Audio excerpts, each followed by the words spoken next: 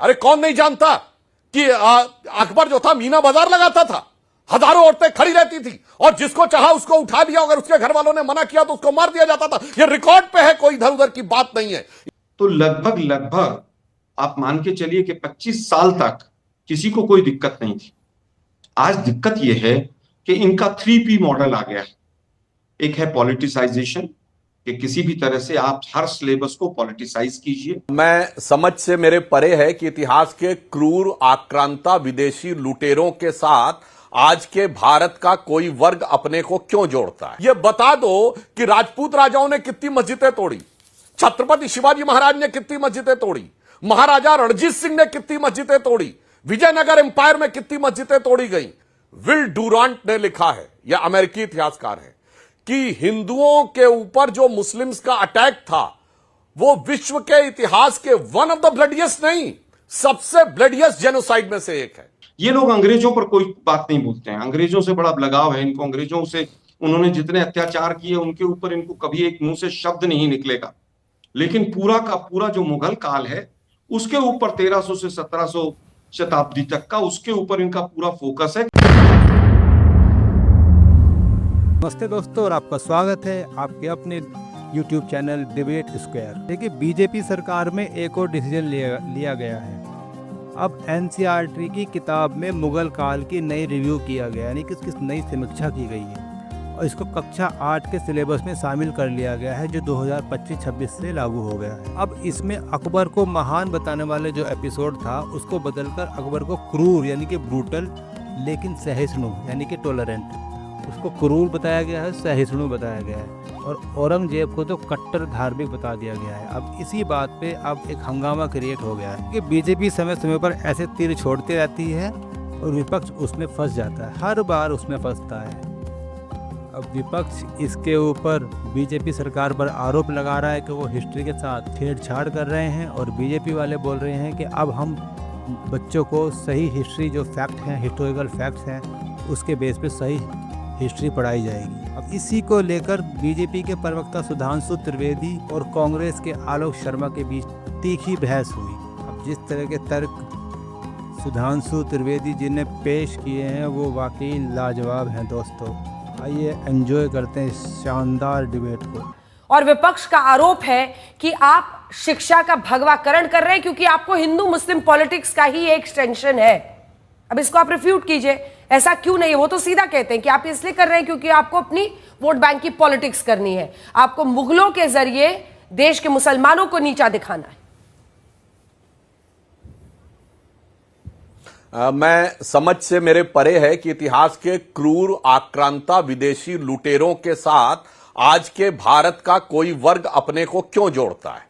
अगर हम कहते हैं कि विंस्टन चर्चिल बंगाल के फेमाइन के लिए जिम्मेदार था, और अगर जनरल डायर ने गोलियां चलाई, अगर करजन और वेलेजली से क्लाइव से लेकर माउंटबेटन तक कोई ईसाई अपने को नहीं जोड़ता, तो मेरे भाई बाबर तुगलक औरंगजेब से मुसलमान क्यों जोड़ता है। समझाना तो उसे चाहिए कि तुम्हारा उससे कोई कनेक्शन नहीं है। कोई ईसाई नहीं कहता कि गेटवे ऑफ इंडिया और इंडिया गेट मेरे बाप ने बनवाया है, मगर खैर वो बाप आप थे नहीं थे वो एक अलग बात है। मगर क्यों भारत का एक राजनीतिक वर्ग खड़े होकर कहता है कि कुतुब मीनार से लेकर लाल किला तक फलाना ढिमाका हमारे बाप ने बनवाया। और जहां तक अत्याचारों की बात है तो मैं पूछना चाहता हूं, अगर होलोकॉस्ट म्यूजियम बनता है जिसमें नाजियों के द्वारा यहूदियों का होलोकॉस्ट हुआ, इससे कोई जर्मन अपनी फीलिंग्स को हर्ट करते हुए नहीं देखता। फिल्में बनती हैं, शिंडलर्स लिस्ट से लेकर सेविंग प्राइवेट रियॉन तक। तो कोई आज की जर्मनी में नहीं कहता कि Rudolf Hess, Adolf Hitler, Hermann Goering और एडोल्फ आइकमैन ये मेरे आदर्श हैं। तो आज किसको आदर्श नजर आता है? ये बाबर को, अलाउद्दीन खिलजी को, औरंगजेब को, रहमत उल्लाह अलैह आकर टीवी पर बोलने वाले लोग इस मानसिक बीमारी से ग्रस्त हैं। अंजना जी, क्या बात है सर, क्या बात है सर। सिर्फ भारत को नहीं, विल डुरांट ने लिखा है, यह अमेरिकी इतिहासकार है, कि हिंदुओं के ऊपर जो मुस्लिम्स का अटैक था वो विश्व के इतिहास के वन ऑफ द ब्लडियस्ट नहीं, सबसे ब्लडियस्ट जेनोसाइड में से एक है।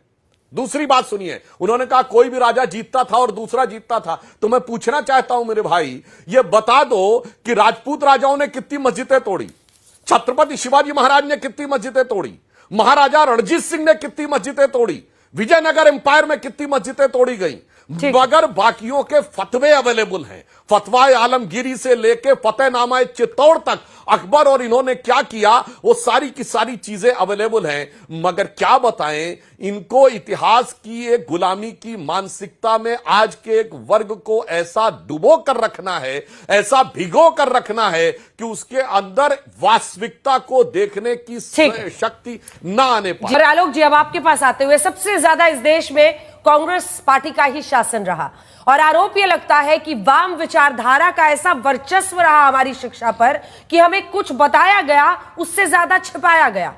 अब सवाल यह है कि यह ऑन रिकॉर्ड हर हिस्टोरियन मानता है कि हां 30,000 आम नागरिकों के नरसंहार का ऑर्डर अकबर ने दिया था, लेकिन हमें क्या सिखाया समझाया गया, अकबर द ग्रेट, अकबर महान नेता था।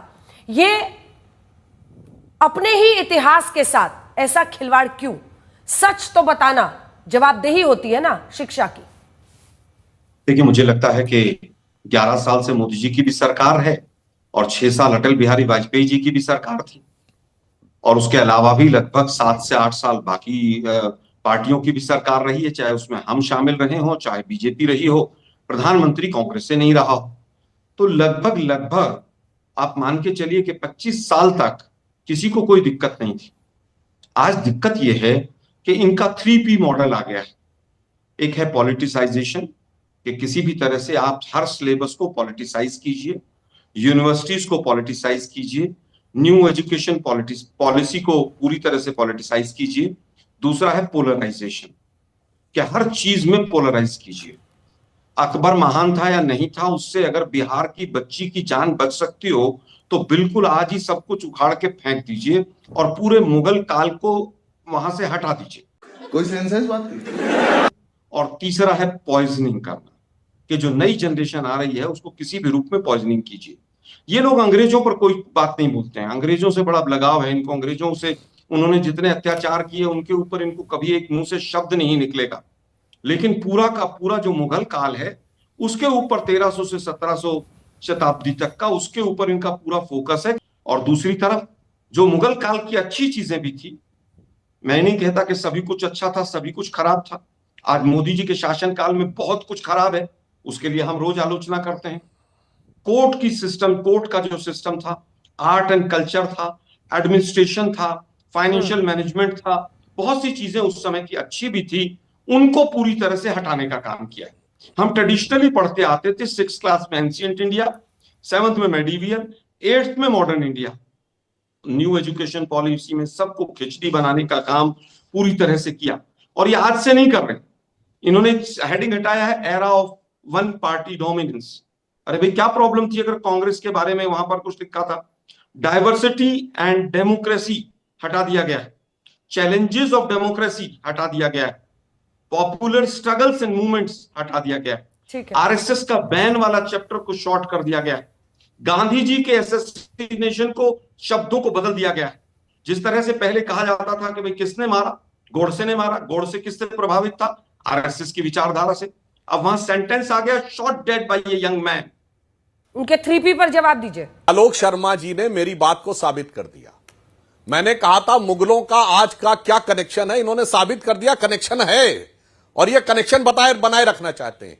इसी मानसिकता ने देश को नुकसान पहुंचाया और यह मनुस्मृति की बात करते हैं। मनुस्मृति की एक चीज आज लागू नहीं है और यदि आप उस रूप में मानेंगे तो सिर्फ एक ही प्रांत था जहां उस ढंग की चीज लागू थी कि जन्म से जो व्यक्ति सफाई कर्मचारी होगा उसका बेटा पीएचडी करके भी सफाई कर्मचारी रहेगा। कश्मीर में धारा 370 में वाल्मीकि समाज के लिए, और आप लोगों ने उसको चला के रखा था। मैं एक दर्जन उदाहरण बता सकते हैं जो शरिया के लागू हैं, जो इमारती शरिया आपने संविधान में पिछले दरवाजे से बाबा साहब के अंबेडकर के संविधान में आपने घुसपैठ लगाकर सेंध मारकर किया। मैं चैलेंज करके कहता हूं आलोक शर्मा जी को, एक प्रावधान बताएं जो मनुस्मृति का लागू है। एक दर्जन बता रहा हूं शरिया के, ट्रिपल तलाक, मेहरम, हलाला, हज सब्सिडी, वक्फ बोर्ड, 4 बीबी, 9 साल की बेटी से बच्ची से शादी और मुस्लिम पर्सनल लॉ बोर्ड। और अगर शरिया और संविधान में कोई मतभेद हो तो सुप्रीम कोर्ट के जजमेंट को भारत की संसद शाहबानो केस के उदाहरण में रद्द कर एक उसके ऊपर कर देगी।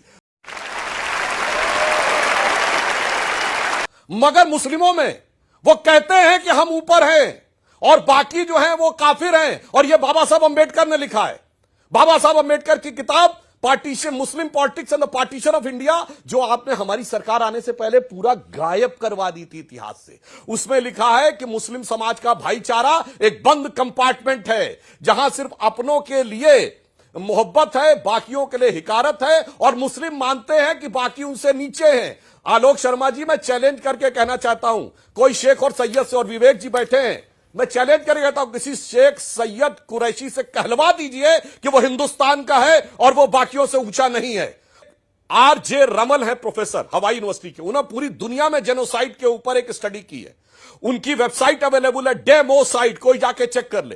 13वीं 14वीं शताब्दी में गुलाम वंश से, मुगलक काल से मुगल वंश में कितने लाख लोग मारे गए हैं, इसका पूरा डिटेल अवेलेबल है। और छत्रपति शिवाजी महाराज के शासनकाल में, उनके दरबार में, उनके राजकवि भूषण ने लिखा है कि कुंभकर्ण असुर अवतारी औरंगजेब, काशी और प्रयाग में दुहाई फेरी रब की, तोड़े देव देवालय शहर मोहल्ले के रे, लाखों मुसलमान की ये माला तोड़ी सब की। और काशी करबला होती, मथुरा मदीना होती, शिवाजी ना होते तो सुन्नत होती सबकी।